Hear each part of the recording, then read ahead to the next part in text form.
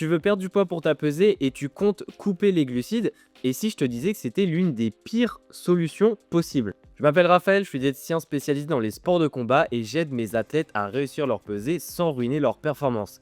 Et d'ailleurs, la plupart de mes athlètes réussissent leur pesée sans même qu'on coupe les glucides.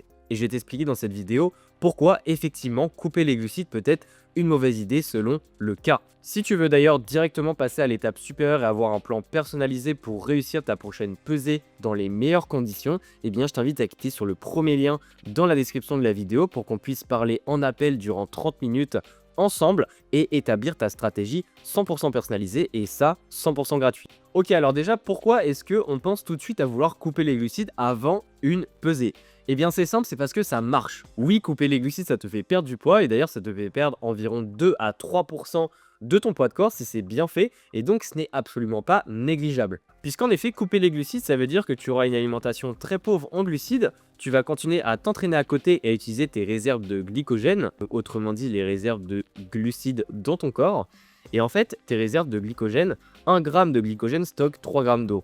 Et si tu utilises tes réserves de glycogène à l'entraînement, mais qu'au final tu ne les renouvelles pas réellement puisque tu as une alimentation très pauvre en glucides, ça fait que forcément tu vas perdre du poids et tu vas perdre notamment beaucoup d'eau. Et c'est là où tu peux perdre ton 2 à 3% de poids de corps en seulement quelques jours de très pauvre en glucides. Mais sauf que ça, comme je te l'ai dit, ce n'est pas du gras. Tu ne perds pas du gras, tu perds de l'eau. Et sauf que tu perds aussi des précieuses ressources d'énergie. Certes, le pauvre en glucides amène des résultats rapides, tu perds rapidement du poids sur la balance, mais sauf que ça a un coût. Puisque oui, à chaque fois que tu coupes les glucides, il faut voir ça un petit peu comme un curseur d'énergie, et plus tu vas couper les glucides, et plus tu sais que ton curseur d'énergie va être bas, et donc que tu auras de la fatigue, potentiellement des crampes, moins de réactivité, etc.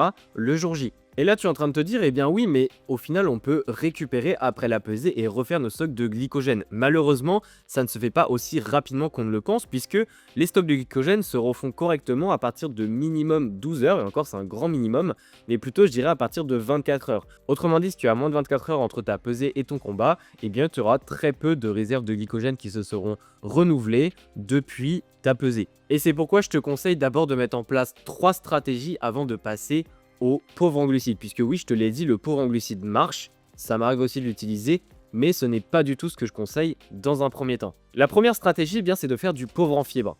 Je vais pas expliquer tout dans cette vidéo, c'est simple, j'ai fait une vidéo à ce sujet-là sur comment faire du pauvre en fibres correctement. Avec cette stratégie, c'est simple, tu peux perdre 0,5 à 1% de ton poids de corps sans même toucher à tes réserves d'énergie. Et ça, c'est top. La deuxième stratégie, c'est de baisser le sodium pour justement limiter davantage la rétention d'eau. Et ça aussi, tu peux perdre 0,5 à 1% de ton poids de corps avec ça et ça atteint très peu tes réserves d'énergie. Donc ça, c'est aussi une très bonne méthode. Et si tu veux savoir comment faire, j'ai fait une vidéo déjà sur le sel à ce niveau-là. Donc je t'invite aussi à aller la regarder, elle est juste ici.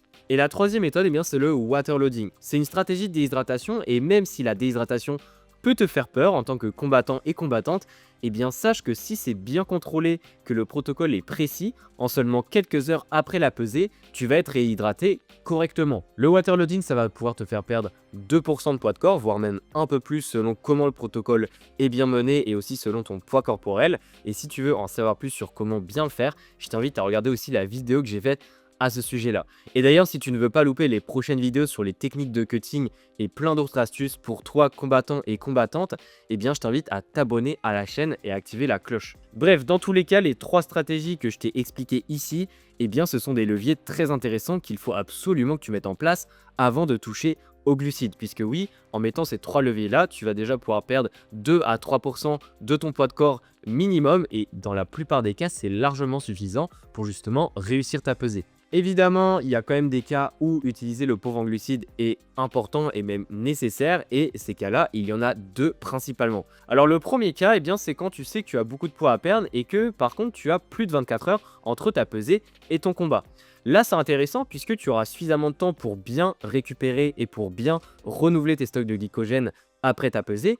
Évidemment, si le protocole est bien fait, qu'il est bien mis en place de façon précise. Et donc, ça peut te permettre de réussir ta pesée dans les meilleures conditions, sans stress, en étant sûr à 100%, tout en étant sûr aussi de bien récupérer par la suite et donc d'être en forme le jour J. Et le deuxième cas, c'est évidemment comme dernier recours. C'est-à-dire que même si tu as une pesée qui est assez proche de ton combat, Eh bien, si malheureusement la perte de poids ne se passe pas comme prévu et que 2-3 jours avant, tu sens que tu es vraiment encore très loin de ton poids pour réussir ta pesée, eh bien là, oui, le pauvre en glucides est parfois nécessaire. D'autant plus si tu as déjà mis en place les 3 solutions que je t'ai expliquées un peu plus tôt dans la vidéo.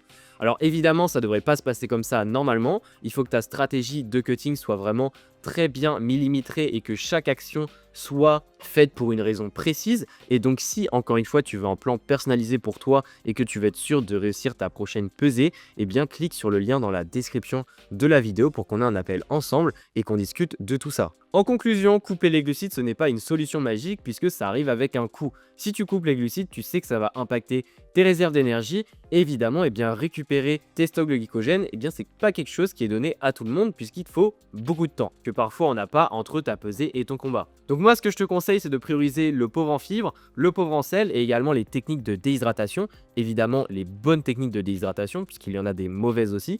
Donc moi, je te conseille le waterloading. Et encore une fois, les vidéos, je te les ai mis en carte et je t'invite à les regarder pour en savoir plus sur chacune de ces stratégies. Si tu n'es pas encore abonné à la chaîne, je t'invite à le faire dès maintenant. Et si l'appel t'intéresse pour qu'on discute ensemble de ta stratégie à toi, clique sur le lien dans la description de la vidéo et on se dit à la prochaine.